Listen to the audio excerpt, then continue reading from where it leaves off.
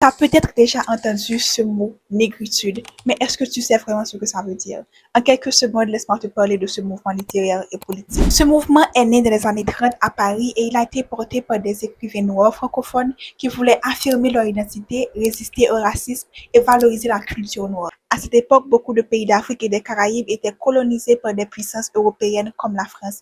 Les cultures noires étaient souvent considérées comme inférieures et les intellectuels noirs ressentent un profond mal-être face à cette situation. C'est dans ce contexte que naît le mouvement La Négritude. Trois auteurs sont à l'origine de la négritude. Aimé Césaire, un poète et homme politique martiniquais, Léopold Sédar Senghor, un poète sénégalais, devenu plus tard président du Sénégal, et Léon Gontran Dama, un écrivain guyanais. Ces auteurs se rencontrent à Paris et créent ensemble une revue appelée L'Étudiant Noir.